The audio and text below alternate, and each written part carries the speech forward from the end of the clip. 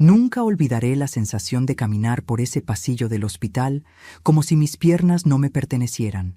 No sé si era el frío del aire acondicionado o el vacío que se abre en el alma cuando alguien te dice que tienes 3 meses de vida. Lo cierto es que al salir del consultorio, yo, Aurora Salinas, una mujer de 64 años que nunca temió envejecer, sentí que acababa de recibir la sentencia final. Una sentencia tan brusca, tan calculada, que ni siquiera me dejó tiempo para llorar. Solo caminé en línea recta, sin pensar, apretando el sobre con mis supuestos resultados como si fuera el acta de mi propia defunción. Me detuve en el baño del pasillo para poder respirar. Cerré la puerta, me miré en el espejo y casi no reconocí a la mujer que me devolvía la mirada. Ojeras profundas, la piel tensa, los labios pálidos. ¿Así se veía a alguien sentenciado a morir? No lo sé, pero lo que más me inquietó fue que, en el fondo, había una duda que comenzaba a formarse, una sensación sutil, como una semilla de sospecha que no lograba identificar del todo. Algo no encajaba, aunque todavía no sabía qué. Pero antes de continuar, quiero hacerte una invitación muy especial. Suscríbete al canal y deja tu me gusta. Esto me ayuda a ver que me apoyas y disfrutas de mis historias. Y comenta aquí abajo desde qué ciudad nos estás viendo. Ahora, continuemos. Cuando salí del baño, mi bolso se me resbaló del hombro y cayó al piso. Todo se desparramó. La cartera, las llaves, un paquete de pañuelos, unos papeles viejos. Me arrodillé para recogerlo todo, todavía temblando. Y fue entonces cuando lo vi. Justo al lado del basurero, medio arrugado, sobresalía un trozo de papel blanco. No sé por qué lo noté. Tal vez porque el destino quiso que mis ojos cayeran justo ahí. Tal vez porque, después de tantas pérdidas, mi instinto ya sabía que la vida rara vez ofrece casualidades. Lo tomé sin pensar, y cuando lo abrí, sentí como la sangre se me iba a los pies. Era una nota, una hoja arrancada de un blog de la clínica, y en la parte superior, escrito con tinta azul, estaba mi nombre claramente subrayado, Aurora Salinas. Pero eso no fue lo que me dejó paralizada. Lo que realmente me heló el alma fue la frase escrita justo debajo: ella no puede saber. Las letras estaban subrayadas 2 veces, con rabia, como si quien lo escribió quisiera asegurarse de que todos los involucrados recordaran perfectamente esa instrucción. Mi corazón empezó a latir con tanta fuerza que sentí que me iba a desmayar. Me apoyé en la pared, respirando con dificultad, mientras mi mente buscaba una explicación lógica. Quizás era un mensaje que no tenía nada que ver conmigo. Quizás era una coincidencia. Quizás... pero coincidencias así no existen.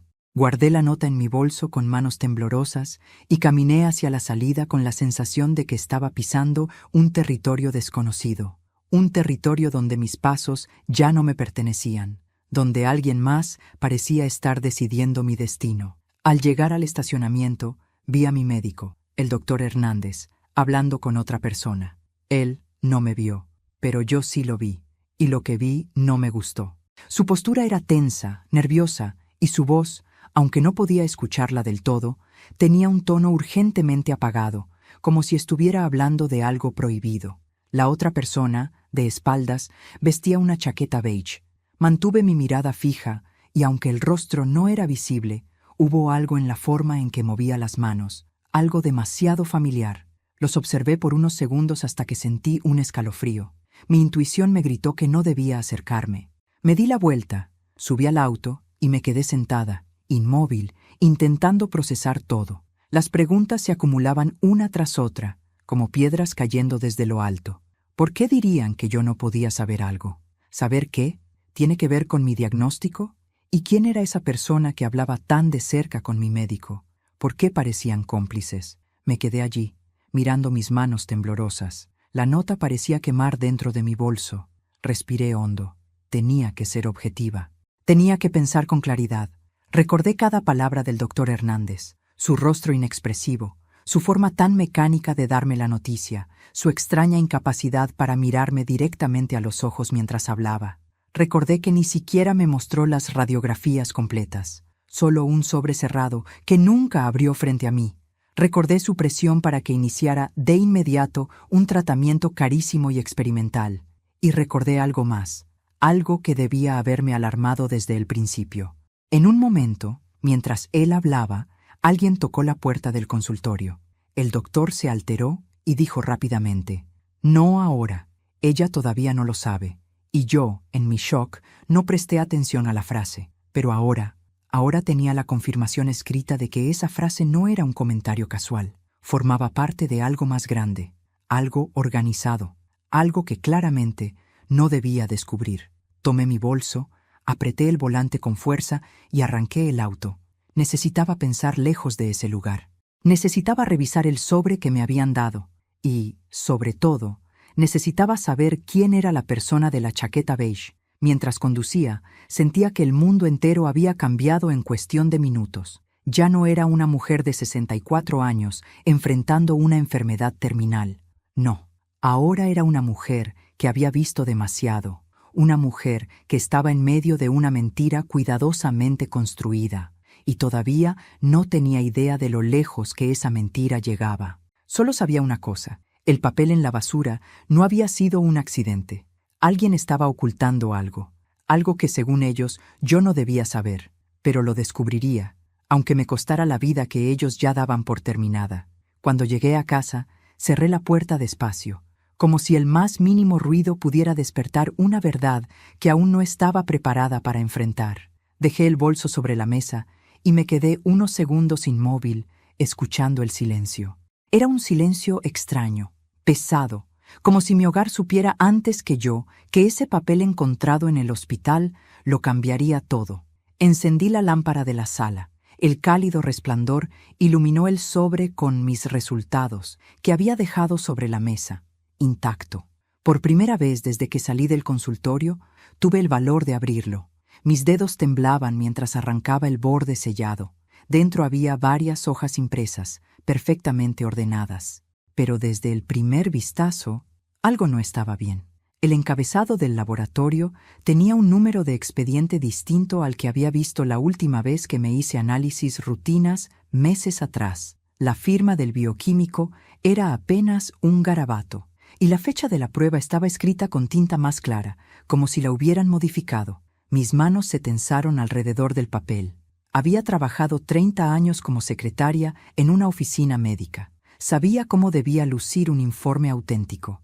Y esto tenía demasiadas señales de alteración. Tomé mi celular y busqué rápidamente el número del laboratorio. Una grabación respondió diciendo que estaban cerrados, pero al fondo pude distinguir una frase que casi me hizo dejar caer el teléfono. Para reportar irregularidades o casos de fraude, marque 3. ¿Fraude? ¿Fraude en estudios médicos? ¿Fraude relacionado con diagnósticos? Mi garganta se cerró. ¿Y si esto no era solo una mentira médica? ¿Y si formaba parte de algo más grande? Me aferré al brazo del sillón para sentarme. Necesitaba pensar con calma. El papel de la basura seguía ardiendo en mi mente. Ella no puede saber. ¿Saber qué? ¿Saber que no tenía 3 meses de vida? ¿Saber que alguien ganaba dinero si yo aceptaba un tratamiento? ¿Saber que mi diagnóstico estaba manipulado? ¿O saber que alguien cercano estaba involucrado? Respiré hondo. Una punzada de angustia me cruzó el estómago. Decidí buscar mis exámenes anteriores en un cajón del mueble de la sala. Los guardaba todos, ordenados por fecha. Los encontré rápido.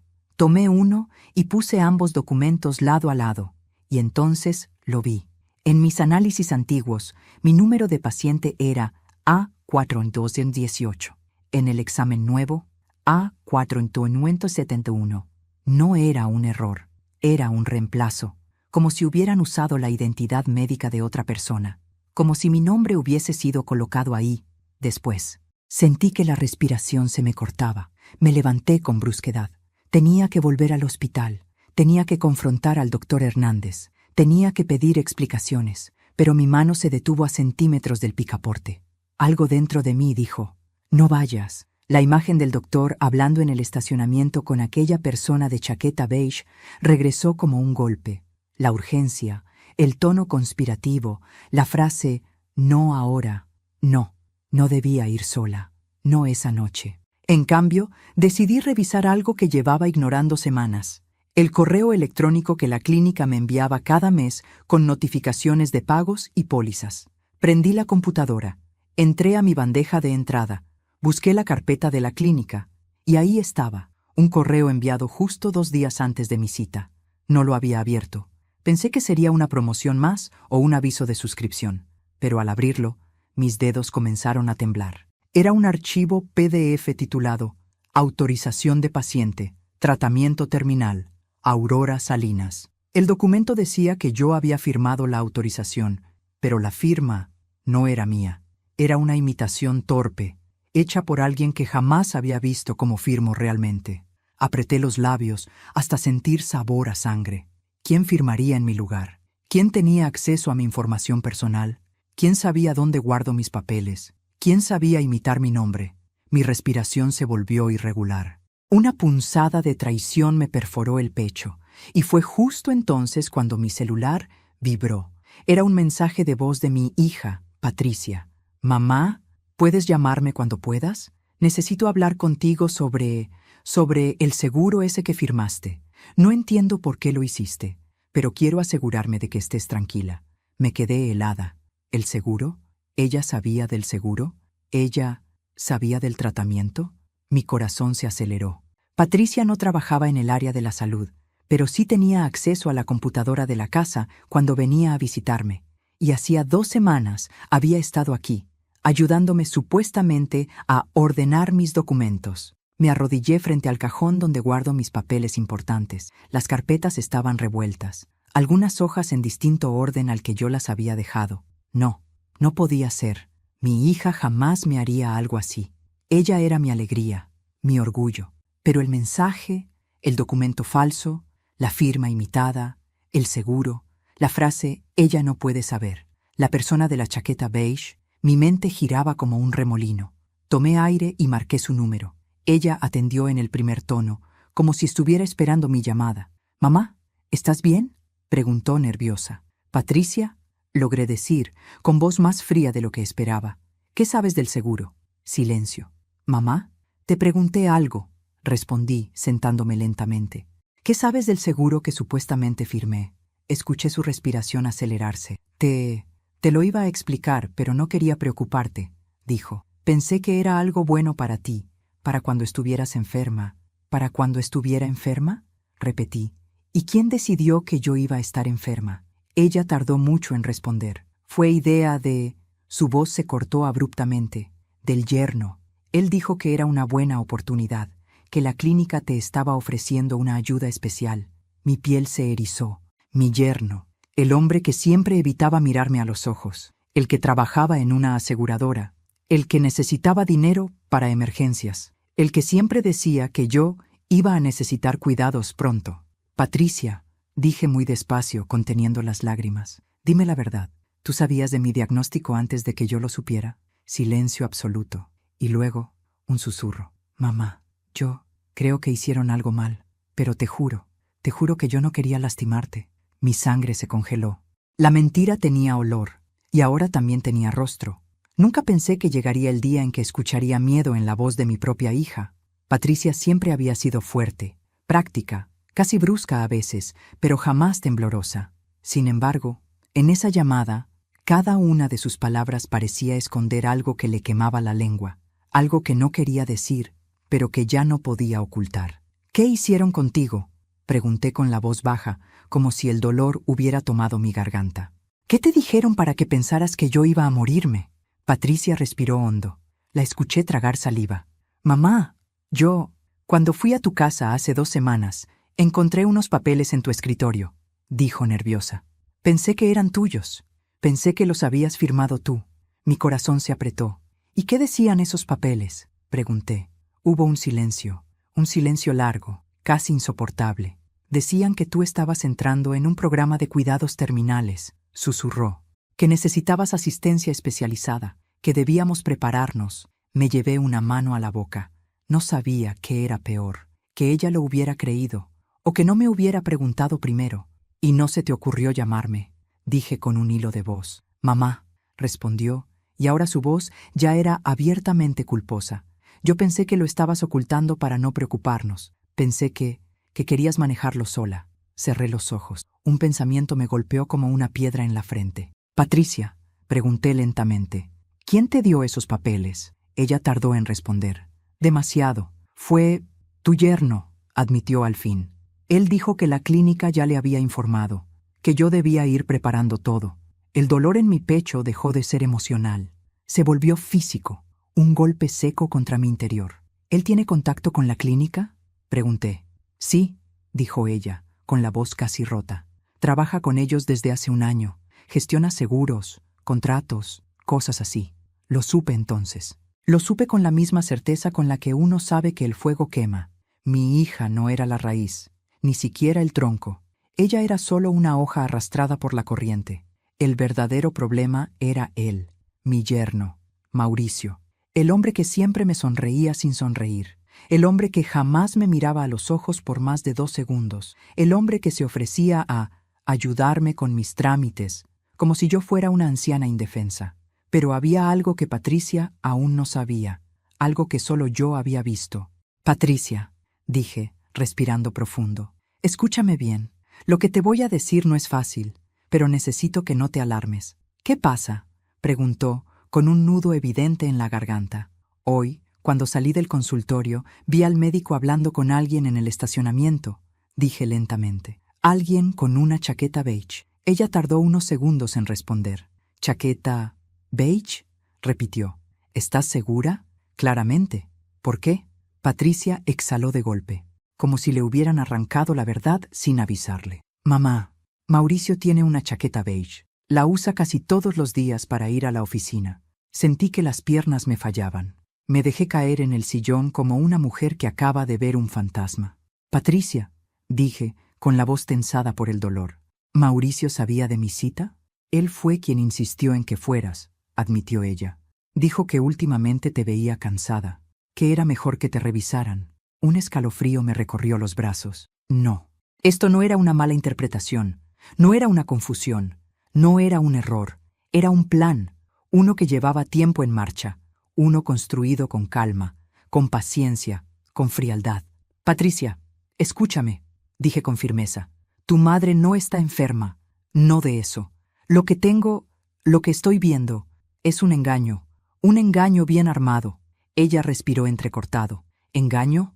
¿Qué quieres decir? Quiero decir que alguien alteró mis exámenes. Quiero decir que alguien falsificó mi firma en un documento de paciente terminal. Quiero decir que alguien me quiere convencida de que voy a morir, cuando no es cierto. Sentí su miedo a través del teléfono. Mamá, susurró.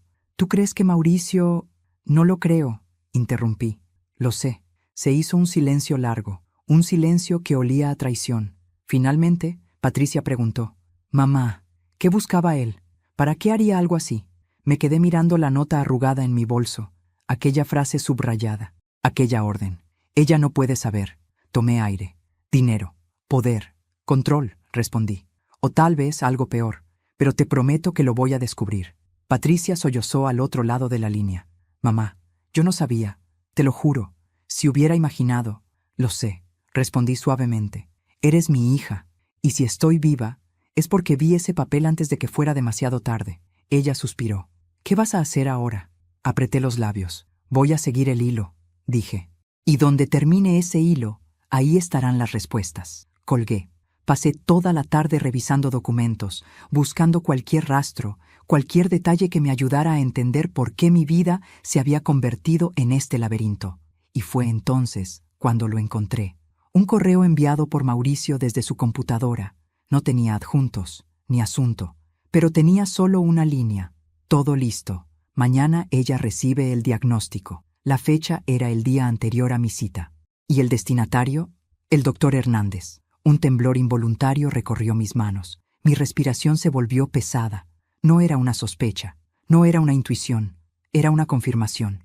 Mi diagnóstico no había sido un error, no había sido medicalmente equivocado, no había sido producto de un descuido. Mi diagnóstico había sido ordenado, y mi yerno estaba en el centro de todo. Mientras imprimía el correo para guardarlo como prueba, escuché un sonido afuera. Un auto. Me asomé por la ventana. Era el auto de Mauricio. Venía solo, y venía directo hacia mi casa. El corazón me golpeó el pecho. Era la primera vez desde mi supuesta sentencia de muerte que sentía verdadero miedo. La traición acababa de llegar a mi puerta. Mauricio se bajó del auto con la tranquilidad de un hombre que cree tener el control absoluto de la situación. Caminaba hacia mi puerta con pasos seguros, casi arrogantes, como si ya supiera la respuesta a cualquier pregunta que pudiera hacerle. Yo, desde la ventana, lo observaba con el corazón encendido por una mezcla de rabia acumulada y miedo profundo. Pero no me moví, no me escondí, no huí, simplemente esperé. 3 golpes sonaron en la puerta, no un timbrazo, golpes secos, directos, demandantes. Respiré profundo, abrí la puerta apenas unos centímetros y lo miré a los ojos. No dije hola, no sonreí, no invité a pasar. Mauricio, en cambio, fingió preocupación. «Aurora, ¿estás bien?» Patricia me dijo que estabas alterada. Vine en cuanto pude. Su actuación era perfecta, casi profesional, pero había algo en su mirada, una chispa de irritación escondida, como si la sola idea de que yo sospechara algo lo molestara profundamente. «Estoy bien», respondí con la voz firme. «Solo quiero hacerte algunas preguntas». Él sonrió, pero la sonrisa no le llegó a los ojos. «Claro, dime lo que necesites». Lo dejé entrar, no porque confiara en él, sino porque necesitaba escucharlo con detenimiento y atraparlo en su propia red. Se sentó en el sillón como si estuviera en su propia casa. «¿Qué pasa, Aurora?», preguntó. «¿Por qué estás tan nerviosa?» Me quedé de pie frente a él, con los brazos cruzados. «Quiero que seas sincero conmigo», dije. «¿Qué sabías sobre mi diagnóstico antes de que el doctor Hernández me lo diera?» El rostro de Mauricio se tensó apenas un segundo. Fue sutil, pero lo vi. «Nada, Aurora», respondió con aparente tranquilidad. «Patricia me contó después». «Mentira», dije sin levantar la voz. Él parpadeó rápido. «¿Cómo dices?» «Que estás mintiendo», repetí, «y lo sabes tan bien como yo». Mauricio se quedó en silencio. Le tembló ligeramente el párpado izquierdo, un tic que siempre tuvo cuando lo ponían contra la pared. Me acerqué a la mesa y saqué la impresión del correo que había encontrado. Lo puse frente a él sin decir palabra. Él lo miró. El color se le borró del rostro, y entonces lo negó. «Eso no es mío», dijo. «Alguien falsificó mi correo. Esto es un error». Yo me incliné hacia él. «Es curioso», respondí, «porque tu primer impulso no fue sorprenderte, sino justificarte». Esa frase lo descolocó. Se levantó bruscamente, tomó aire y comenzó a caminar por la sala como un animal enjaulado. «Mira, Aurora, yo solo quiero ayudarte. Solo quiero que estés tranquila en este proceso». «¿En qué proceso?», interrumpí, acercándome un paso más. «¿En el proceso de convencerme de que estoy muriendo? ¿En el proceso de firmar documentos a mis espaldas? ¿En el proceso de beneficiarte si yo acepto un tratamiento terminal?» Mauricio me miró con los ojos muy abiertos. «Yo no estoy beneficiándome de nada», dijo con tono más alto. «Estás confundida, estás nerviosa, estás enferma». «No estoy enferma», lo corté, «pero tú sí estás en problemas». La rabia estalló en su rostro como si hubiera estado conteniéndose durante semanas. Dio un paso hacia mí. «Aurora, escucha». Pero no me dio tiempo. El celular en mi bolsillo vibró. Lo saqué sin dejar de mirarlo. Era un mensaje de un número desconocido, y cuando lo abrí, sentí que se me cortaba la respiración. «No confíes en él, pero no es el único». Mauricio se dio cuenta de que algo había cambiado en mi expresión. «¿Quién es?», preguntó tenso. «Nadie», respondí, guardando el teléfono rápidamente. «Aurora». Su voz se volvió más fría, más peligrosa. «¿Estás hablando con alguien?» «No veo por qué debería responderte», dije. Mauricio apretó los dientes. «Patricia está muy preocupada. No quiero que la lastimes con tus ideas», dijo. Me reí con amargura. «Lo único que lastima a Patricia es tener un esposo como tú». Mauricio abrió la boca para responder, pero una notificación en mi celular lo interrumpió. Un segundo mensaje, del mismo número desconocido. «Sigue el hilo. Empieza por Clara».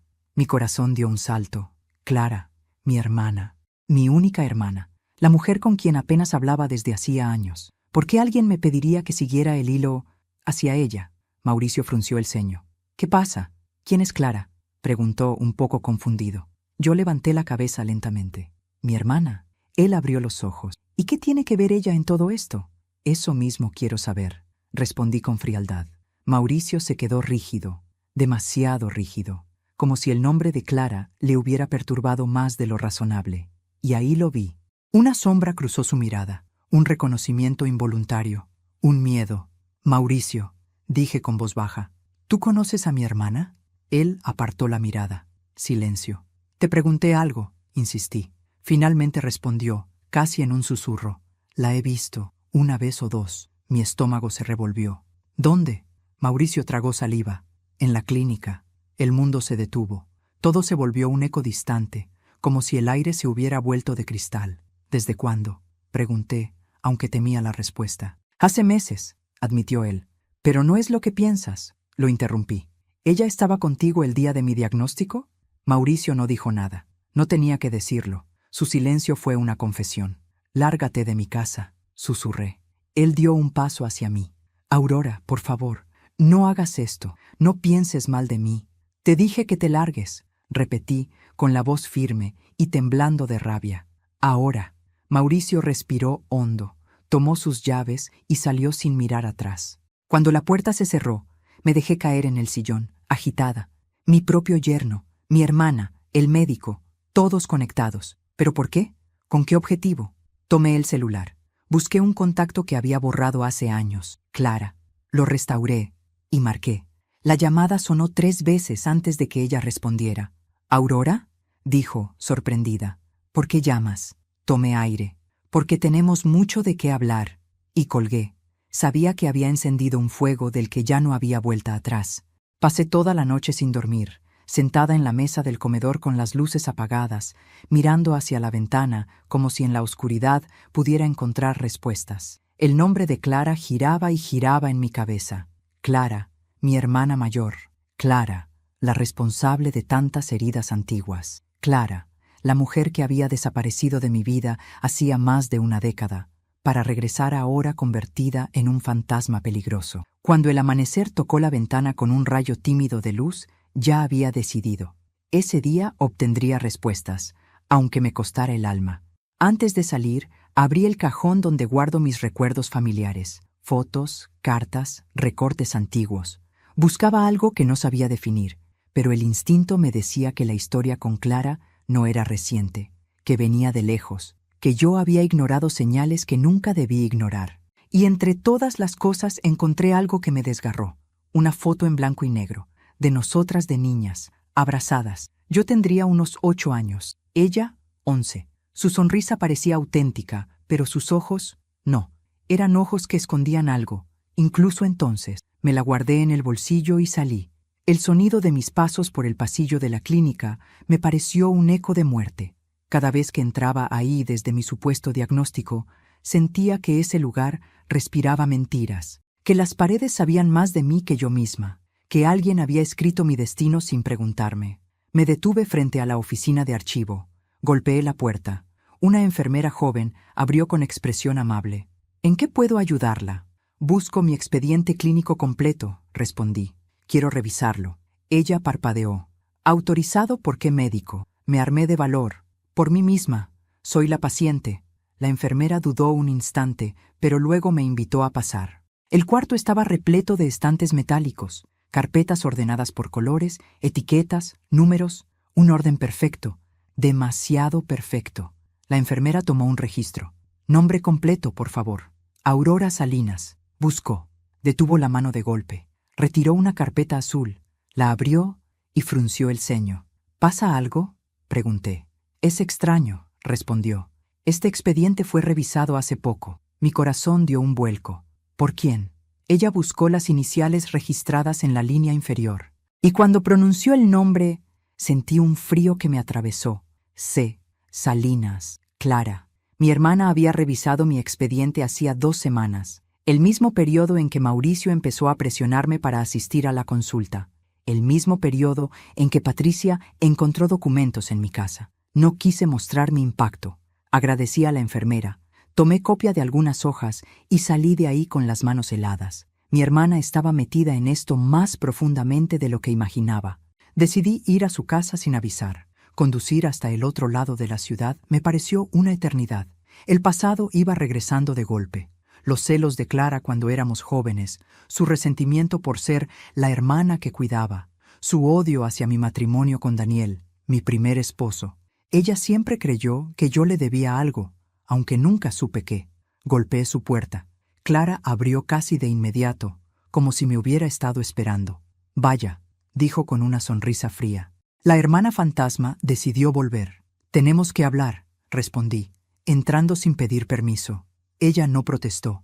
Me siguió hasta la sala con un paso elegante, casi silencioso. «¿Qué quieres?», preguntó cruzándose de brazos. «Quiero saber por qué revisaste mi expediente médico». Por un instante vi su máscara resquebrajarse. Luego recuperó su compostura. «No sabía que era un crimen preocuparme por mi hermana», respondió. «No te atrevas a mentirme», dije, y mi voz sonó más dura de lo que esperaba. «Fuiste tú. Tú firmaste los papeles falsos. Tú hablaste con el doctor. Tú sabías lo de mi diagnóstico, antes que yo». Clara dio una media sonrisa, una sonrisa llena de veneno. «Aurora, ¿de verdad crees que el mundo gira a tu alrededor? No me cambies el tema», insistí. «¿Por qué lo hiciste?». Clara caminó hacia la ventana. Abrió ligeramente la cortina. «¿Recuerdas a mamá?», preguntó sin girarse. El corazón me dio un salto. «Claro que la recuerdo». Ella soltó una risa amarga. «¿No la recuerdas como yo? ¿Qué tiene que ver mamá con esto?». Clara se volvió hacia mí con una mirada que no había visto en años. «Todo», susurró. «La vida siempre termina cobrando las deudas atrasadas, Aurora. Y esta llevaba décadas pendiente». Antes de que pudiera responder, escuché un sonido que venía de su escritorio. Un teléfono vibrando. Clara tomó el celular, lo miró y sonrió. «Parece que llegaste al capítulo perfecto de tu historia», dijo. «Lástima que no vivirás para ver el final». Mi sangre se heló. Fue ahí cuando recordé lo que debía decirte. Antes de continuar, dime aquí en los comentarios qué te está pareciendo esta historia hasta ahora y qué harías tú en mi lugar. No te vayas del video, porque lo que viene a continuación te pondrá la piel de gallina. Ahora sí, continuemos. Me levanté de golpe. ¿Qué quieres decir con eso? Clara dejó el teléfono en la mesa. Dio un paso hacia mí, luego otro. «No entiendes nada, hermanita», susurró. «No se trata de tu diagnóstico. Se trata de quién eras, de quién fuiste y de quién yo tuve que ser, por tu culpa». Mis manos comenzaron a temblar. No sé de qué hablas, pero sí lo sabía, porque en ese momento Clara abrió un cajón y sacó un expediente antiguo, muy antiguo, con el nombre de nuestra madre, y supe que estaba a punto de descubrir algo que me rompería para siempre. El expediente que Clara sostenía entre sus manos parecía una pieza sacada de un archivo prohibido. Era viejo, amarillento, lleno de anotaciones a mano y con grapas oxidadas en las esquinas. Lo reconocí apenas lo vi. El registro médico de nuestra madre en sus últimos meses de vida. Se me aflojaron las piernas. «¿Por qué tienes eso?», pregunté retrocediendo un paso. Clara apoyó el expediente sobre la mesa con sumo cuidado, como si fuera un objeto sagrado o peligroso. «Porque nunca pude olvidarlo», respondió. «Porque ahí empezó todo. Porque tú nunca quisiste ver lo que realmente pasó». «Mamá murió de un infarto», dije, pero mi voz sonó débil, insegura, incluso para mí. Clara soltó una carcajada amarga. «Eso fue lo que quisiste creer, lo que te convenía, lo que te ayudaba a dormir por las noches». Me temblaron las manos. «¿Qué estás diciendo?». Ella abrió el expediente. Las hojas crujieron como si se quejaran del peso de la verdad que cargaban. «Aurora, tú siempre fuiste la favorita», comenzó. «La hija perfecta, la dulce, la amable, la que todos elogiaban. Y yo era la sombra, la que cuidaba, la que limpiaba, la que sostenía la casa cuando mamá ya no podía. ¿Recuerdas cuántas veces desaparecías para vivir tu vida? Yo estaba ahí, lidiando con todo lo que tú ignorabas». Había en su voz una rabia que venía desde lo más profundo de su infancia. «Clara, yo no sabía que te sentías así», susurré. «No querías saberlo», respondió ella, «porque reconocerlo significaba admitir que no eras tan inocente como decías, que mamá se esforzaba más contigo que conmigo, que la desgastabas, que la usaste como refugio emocional mientras yo la usaba como responsabilidad». Apretó los puños. Pero lo peor llegó al final. Abrió la hoja principal del expediente y la giró hacia mí. «Lee». Me acerqué lentamente. Vi términos médicos que apenas entendía. Alteraciones inducidas, administración no controlada, ingesta de sedantes, riesgo sistémico. Mi corazón empezó a latir tan fuerte que me zumbaban los oídos. «¿Qué es esto?», pregunté con voz ahogada. Clara me sostuvo la mirada con un brillo oscuro. «Mamá no murió sola, y no murió por azar. Murió porque alguien manipuló sus medicamentos». Sentí un nudo en la garganta. ¿Quién habría hecho algo así? Clara dio un pequeño paso hacia mí, inclinándose, como si quisiera que yo la escuchara bien. Tú. El aire se me escapó del pecho. Las palabras me golpearon con una fuerza devastadora. ¡Eso es absurdo!, grité. Nunca le hice daño a mamá. No conscientemente, respondió ella.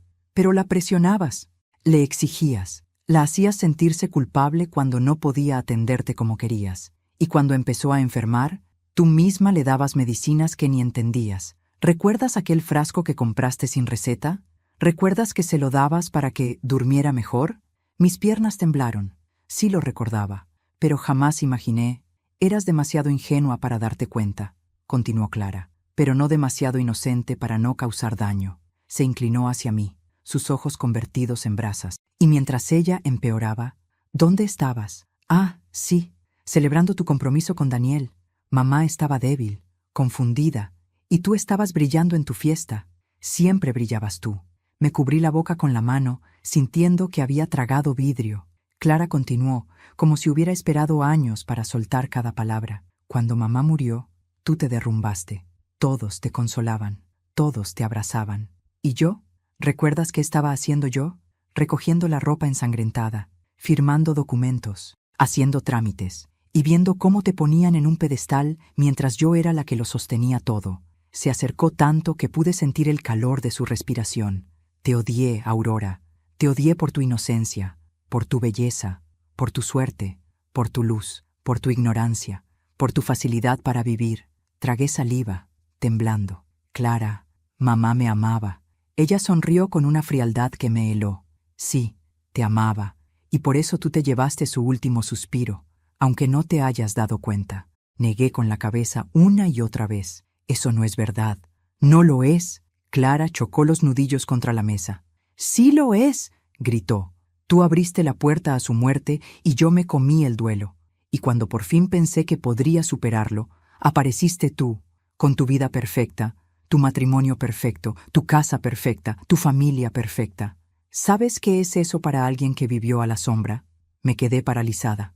Clara extendió el expediente hacia mí. Por eso pensé que si tú desaparecías lentamente, si creías que estabas muriendo, tal vez por fin entenderías lo que se siente perder todo. Tal vez te harías pequeña. Tal vez dejarías de brillar. Mi estómago se retorció. ¿Tú manipulaste mi diagnóstico? Sí, respondió sin dudar. Y no estoy sola. Mauricio me debe favores. El doctor Hernández me teme. Y Patricia... Bueno, Patricia es más inocente de lo que parece, pero la influencio desde hace años. No tiene idea de lo que realmente está pasando. Sentí que la habitación giraba. Clara, ¿querías matarme? Ella respiró profundamente. No, solo quería que dejaras de existir para el mundo, que te desvanecieras, que por una vez fueras tú la que pidiera ayuda sin recibirla. El silencio se hizo denso, pesado, irrespirable. Pero algo salió mal, continuó. Eres más fuerte de lo que pensé, más terca, más resistente, y ahora ya sabes demasiado. Me acerqué a la puerta, mi instinto gritándome que corriera. No te vayas aún, dijo Clara, y su voz se volvió hielo. Todavía no hemos terminado. Sí hemos terminado, respondí, con un temblor que se convirtió en valentía. Lo que hiciste es un crimen. Y vas a pagar. Claramente no esperaba escuchar eso. Se quedó inmóvil. Luego sonrió con una mueca peligrosa. Será interesante ver cómo cuentas esta historia, susurró.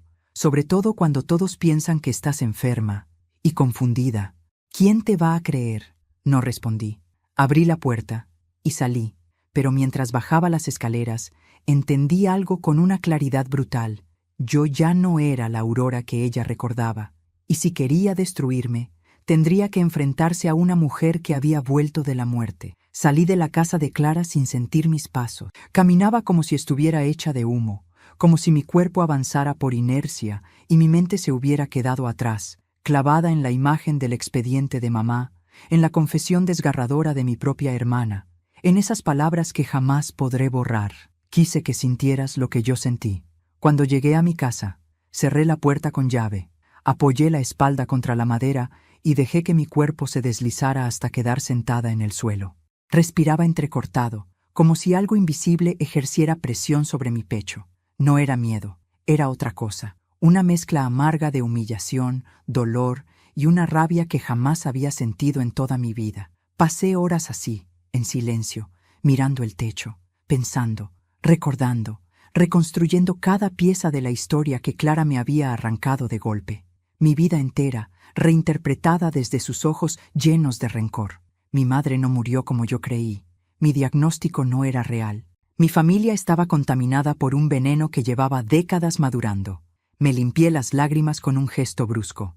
Después de todo lo que había descubierto, una cosa estaba clara. Si quería sobrevivir, no podía seguir respondiendo como Aurora Salinas la inocente. Tenía que convertirme en Aurora Salinas la que vuelve, la que pelea, la que no se deja enterrar. Y así, con la respiración aún temblorosa, nació mi decisión. No iba a enfrentar a Clara de frente. No iba a gritar. No iba a vengarme con violencia ni con impulsos. Mi arma sería el mismo método que ellos usaron conmigo. La verdad disfrazada, el silencio calculado, el miedo sembrado despacio, la trampa perfecta. Me puse de pie y tomé el celular. Tenía que empezar por la persona más fácil de manipular, el doctor Hernández. Busqué su perfil en redes sociales. Apenas 1 minuto bastó para encontrar una foto suya en un restaurante, celebrando un ascenso que no merecía. En la mesa había una caja, aparentemente un regalo. Amplié la imagen. Una marca de relojes caros, de esos que un médico promedio no podría pagar sin ayuda. ¿Quién le estaba pagando los favores? La respuesta era obvia. Le escribí un mensaje desde un número desconocido. «Doctor, necesitamos hablar. Es urgente. Sé lo que hizo». Y esperé. No pasaron ni 5 minutos cuando escribió. «¿Quién es? ¿Aurora?» Sonreí. «Si quiere que esto no llegue a la prensa, nos vemos mañana a las 10. Usted sabe dónde». La frase «usted sabe dónde» funcionó exactamente como imaginé, porque cuando uno es culpable, cualquier lugar puede parecer el lugar correcto para una confesión. Lo siguiente era Mauricio. Abrí mis carpetas y busqué unos papeles que llevaba guardando meses, documentos viejos de la aseguradora, la última renovación de mi póliza, el contrato que él mismo me había ayudado a firmar sin yo entenderlo del todo. Y encontré lo que necesitaba. Un detalle minúsculo, un error casi invisible, pero suficiente para hundir a un hombre como él. En la página 2, donde él había firmado como testigo, repetía un mismo trazo idéntico a otro documento que había falsificado. Esa simetría exacta no existe en firmas naturales. Sonreí. El primer hilo estaba listo para tirar. Después vino Patricia, mi hija, mi niña. La única que, de una manera torpe y manipulada, aún tenía algo de luz. Decidí que a ella no la destruiría, pero sí la obligaría a ver lo que había ignorado. Le envié un mensaje sencillo. «Ven mañana a las 11, necesito mostrarte algo». No hizo falta más. Patricia siempre acudía cuando sentía culpa. Esa noche preparé todo. Los documentos falsificados, el correo de Mauricio al doctor, el expediente de mamá que había fotografiado sin que Clara lo notara, la nota arrugada de la basura, la grabación de mi conversación con Clara, porque sí, la había grabado, y un sobre vacío, grande, intimidante. Lo puse en la mesa del comedor bajo una luz tenue, como si fuera la escena de un crimen. Y en efecto, lo era. Una escena del crimen emocional más profundo que se podía cometer. El asesinato silencioso de una familia. Dormí apenas 2 horas. Cuando amaneció, estaba lista. El primero en llegar fue el doctor Hernández. Entró sudando, con la camisa arrugada, mirando hacia todas partes, como si los fantasmas de sus decisiones lo persiguieran. «Aurora, por favor», balbuceó. «No sé qué cree que sabe, pero...» Le señalé la silla sin decir palabra. Se sentó. Dejé caer sobre la mesa el sobre vacío. Golpeó la madera con un sonido hueco que le hizo tragar saliva. «Usted sabe lo que hizo», dije despacio, «y ahora va a decírmelo». Él parpadeó, temblando. «No puedo, no tiene opción». Me incliné hacia él. «Porque si yo muero, usted cae. Y si vivo, también cae». El doctor se derrumbó.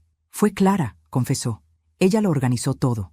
Me dijo que tenía poder, contactos, dinero. Yo solo seguí órdenes. Ella dijo que usted no sufriría, que era lo mejor. ¿Lo mejor para quién?», pregunté con frialdad. Él guardó silencio. No hacía falta respuesta. A las 11 llegó Patricia. Tenía los ojos hinchados. Sabía que algo grave estaba a punto de pasar. Y a las 11:03 llegó Mauricio. Intentó entrar hablando alto, dándome órdenes, diciendo que estaba preocupadísimo. Pero cuando vio al doctor sentado, la cara se le desfiguró. ¿Qué rayos hace él aquí? Me levanté. Los reuní a todos porque hoy va a terminarse la mentira. Puse la grabación de Clara en altavoz. Su voz llena de odio llenó la sala. Mauricio palideció. El doctor empezó a llorar. Y Patricia se sostuvo la cabeza entre las manos. Luego dejé caer sobre la mesa todos los documentos, uno por uno. Los exámenes manipulados, la firma falsa, los correos entre ustedes, el expediente de mamá. El silencio fue un cuchillo. Mauricio intentó hablar. Aurora, yo puedo explicarlo. No necesito explicaciones, respondí. Necesito justicia. Se acercó a mí, desesperado. Por favor, podemos arreglar esto, sin escándalos. No, dije con firmeza. Aquí ya no se arregla nada. Y tomé el último sobre, el más importante, el que contenía algo que ninguno de ellos esperaba, las copias de todo, listas para entregar a la policía y a la prensa. Lo puse en el centro de la mesa. Todos lo miraron. Mauricio temblaba. El doctor estaba hundido. Patricia lloraba. Yo respiré hondo. Por primera vez en semanas, estaba viva. Cuando la puerta de mi casa se cerró detrás de Mauricio, Patricia y el doctor Hernández, el silencio cayó como una manta sobre el comedor. No un silencio vacío, sino uno que parecía observarme, evaluarme, preguntarme qué clase de mujer había surgido después de tanto dolor. Me quedé de pie unos segundos, sintiendo cómo mi respiración recuperaba su ritmo. Todo lo que se había dicho, todo lo que se había mostrado y confesado, había sido apenas el preludio del acto final. Clara, mi hermana, mi sombra, mi verdugo silencioso durante décadas. No fui a la cocina, ni a mi habitación, ni al sofá. Caminé directo hacia el pequeño escritorio donde guardaba un único juego de llaves que nunca había vuelto a usar desde la muerte de mamá. Las llaves de su antigua casa, la casa donde ella se apagó lentamente mientras yo, según Clara, vivía feliz sin enterarme de nada. Apreté las llaves entre mis dedos y supe, con absoluta claridad, que allí terminaría todo, que Clara no podría escapar de la verdad si la enfrentaba en el lugar donde empezó su rencor. Un rencor que me había perseguido como una sombra lenta y venenosa. Conduje sin pensar, guiada por algo más antiguo que la memoria. El camino hacia la casa de nuestra madre parecía más estrecho, como si el tiempo lo hubiese encogido. Los árboles inclinaban sus ramas sobre el techo del auto, formando un túnel natural que daba la sensación de viajar hacia otro tiempo. Cuando estacioné frente al portón oxidado, mis manos temblaron, no por miedo, sino por una especie de duelo anticipado. Nada de lo que pasara esa noche me devolvería lo perdido, pero al menos podía recuperar mi libertad. Clara abrió la puerta antes de que tocara. Siempre había tenido ese sexto sentido para presentir conflictos. Sus ojos se clavaron en mí con una mezcla de desafío y cansancio, como si yo fuera la que le debía algo. Me dejó entrar sin hablar. El interior de la casa olía a humedad, a encierro, a papeles viejos. Fotos antiguas seguían colgadas en las paredes, pero sus marcos estaban torcidos, como si la casa hubiera intentado sacudirse el pasado y no lo hubiera logrado. Caminé hasta la sala, mientras Clara me seguía a unos pasos. ¿Viniste a reclamarme algo más?, preguntó con un tono más débil del habitual. Vine a terminar lo que empezaste, respondí. Clara entrecerró los ojos. ¿Destruirme? ¿Exponerme? ¿Hacerme pagar por todo lo que te hice? No, dije, sentándome en el sillón que había sido de mamá. Vine a hacer lo que debiste hacer tú hace 40 años, enfrentar la verdad. Hubo un temblor en su quijada. No rabia, no aún, algo parecido al miedo. Saqué el sobre que llevaba en mi bolso. Lo puse sobre la mesa, lentamente, como si estuviera colocando una pieza de artillería. Aquí está todo, continué. El diagnóstico falso, los correos que intercambiaste con el doctor, la póliza que manipulaste, las grabaciones y el expediente de mamá. El nombre de nuestra madre cayó en la habitación como una piedra en un estanque. Clara se acercó despacio. Tomó el sobre y lo abrió. Extrajo los documentos uno por uno. Los leyó. Volvió a leerlos. Sus manos comenzaron a temblar. Algo dentro de ella se quebró. No fue visible de inmediato, pero lo sentí. Como si ese peso que había cargado durante tantos años finalmente le aplastara los hombros. Nunca quise que pasara así, susurró. Solo quería que la gente viera quién eras realmente. ¿Quién era, Clara? Pregunté con un tono suave pero firme. ¿La favorita? ¿La que vivió mientras tú cuidabas? ¿La que cometió errores sin darse cuenta? Ella levantó la mirada con los ojos llenos de un dolor profundo. Quería que sintieras lo que yo sentí. Me incliné hacia ella. Lo lograste. Me quitaste la salud, la paz, la confianza en mi familia. Me hiciste creer que estaba muriendo. Me robaste meses de vida. ¿Eso te dio alivio? Clara hizo una mueca amarga. No, susurró, pero lo intenté. ¿Y ahora? Pregunté. ¿Qué sientes ahora? Ella me miró con una mezcla de desesperación y derrota. Miedo, dijo apenas, porque ya no sé quién soy sin ese rencor. Me quedé en silencio unos segundos. Luego saqué el último documento, la denuncia.